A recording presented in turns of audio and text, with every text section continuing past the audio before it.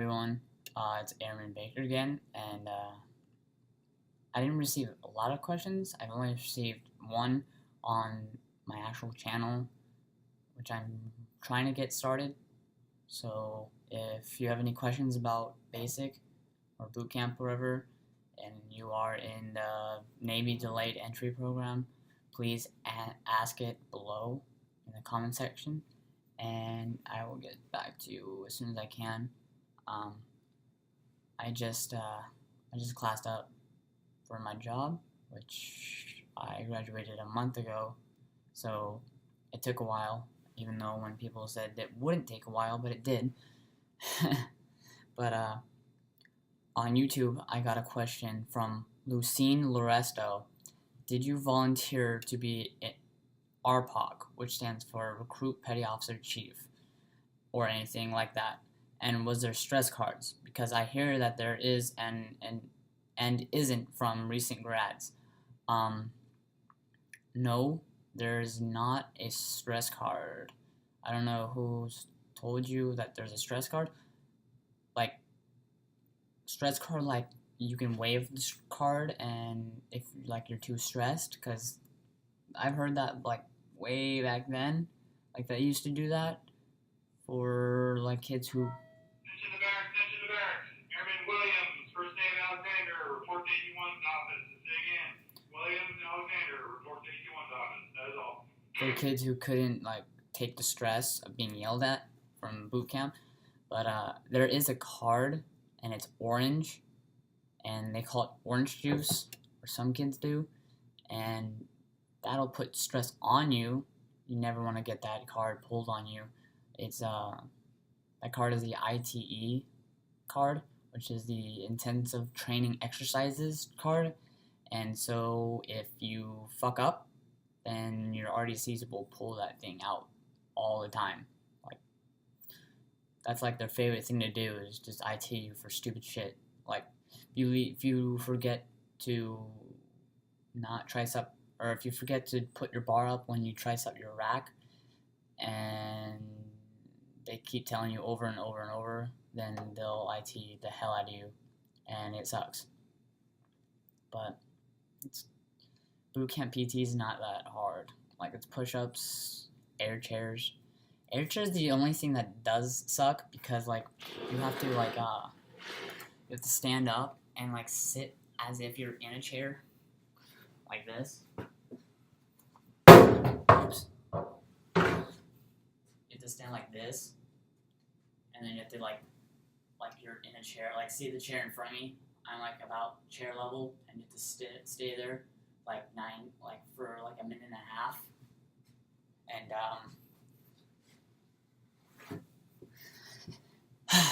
And if you are getting IT'd as a group and one of your shipmates does like pops back up, they say like they restart the whole timer. You only have to do it for a minute and a half. It's not that hard. Well, for me, it wasn't that hard. But if your shipmate next to you can't do it, if they get too high or they get too low, they restart it. So it sucks. So that's the only stress card there is. You don't want that stress card. And no, I did not volunteer for RPOC or anything. The reason is I didn't volunteer for RPOC or AROC is, one, I can't sing, so it can't be AROC, and two, RPOC was kind of like appointed over, like there's volunteer and then there's voluntold, and Attention to barracks, attention to barracks. Williams, Alexander, what is taking you so long? Get down to 81's office. yeah, what is taking so long, Williams? But no, I did not volunteer for RPOC because our RPOCs were kind of appointed over. Yeah. Like, if one RPOC fucks up, they'll get fired. And then someone like the RDCs will appoint a new RPOC. And if they fuck up, they get fired, and so on and so on. But, so we had a couple RPOCs, and they didn't do so well. And then my friend Scannell, he was from my division. he was in my division, 272. He became the RPOC.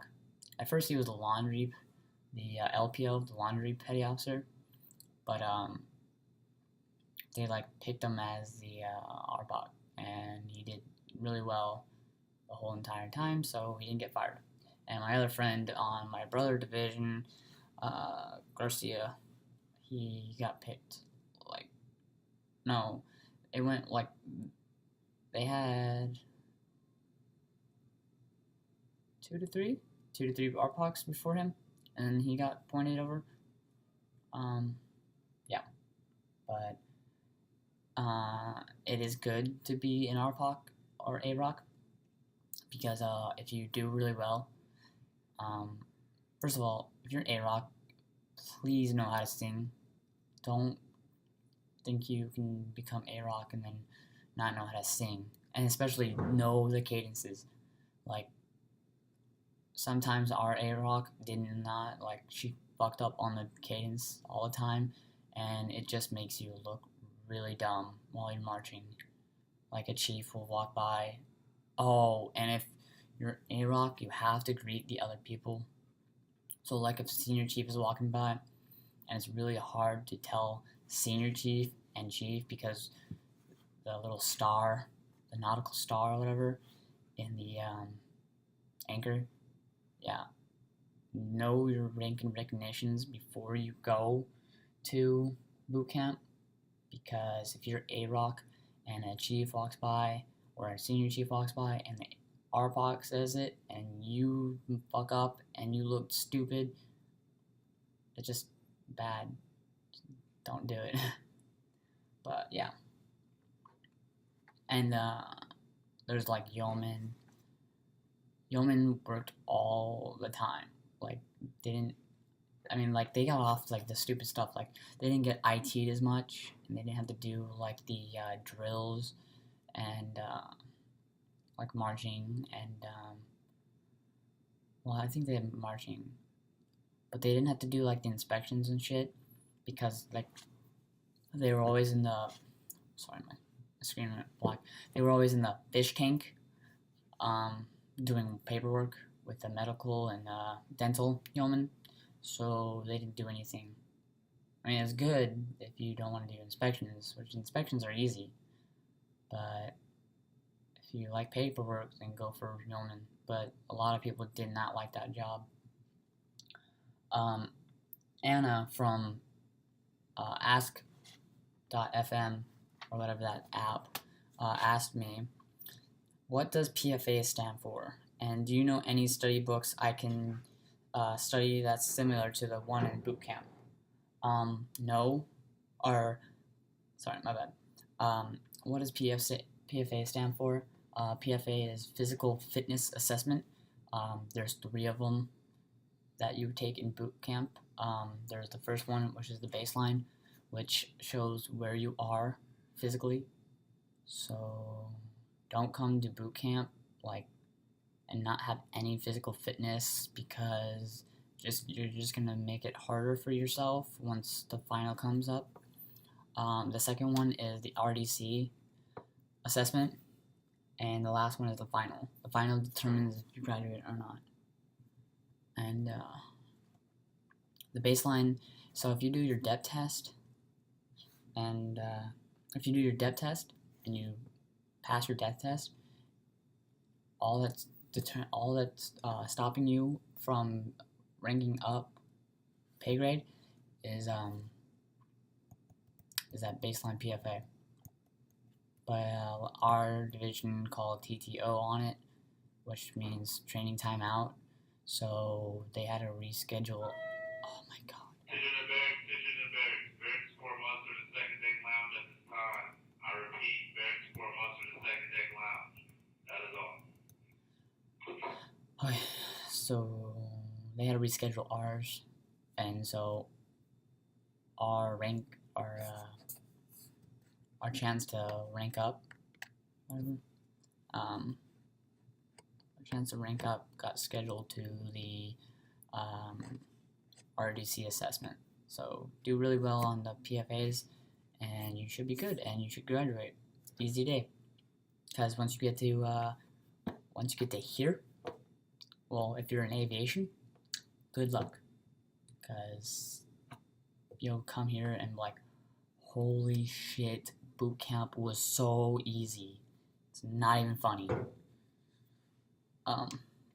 And do you know any study books I can study that's similar to the one in boot camp? No. There's no copies of the book. I mean, you can buy the Blue Jackets manual. It's like $30 on Amazon, but you don't really study that. You study that you don't even study that. You glimpse at it a couple of times in boot camp. Like if you're for test 3, some stuff might be on that, but most of the stuff is in the yellow, or not the yellow, the white book. It's the little training guide right here. This is your Bible for the whole 8 weeks. So live it, love it, study it. You can make like little notes and shit in here. Like for me, when I was studying for test 1, like vessels and stuff, like I drew little pictures of what the ship had to like see what to difference them and shit. So yeah, this book has been through hell and back. But yeah, that's the only book you can study in boot camp. And what are the tests? Oh, Anna also asks, what are the tests and are they hard? The tests are 3, besides the depth test, which you take right away. The 3 tests are your academic tests, which you study that book. If you study that book, it should be really fucking easy.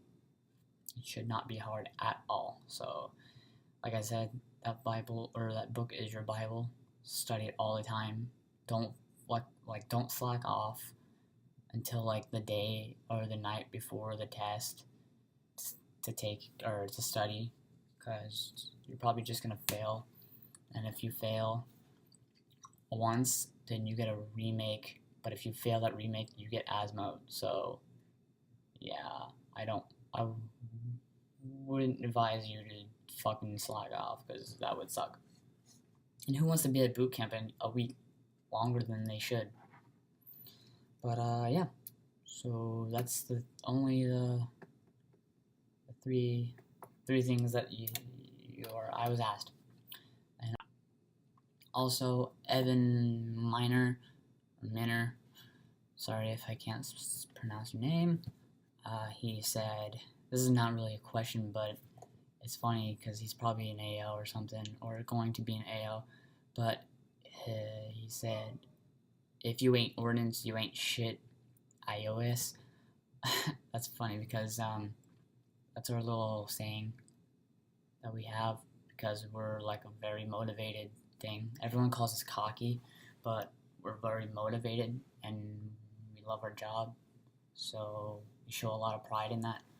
And a lot of people make fun of us, saying we're dumb because AOs are only 1, 2, 3 lift. That's all we know. We can only count to 3 and then lift.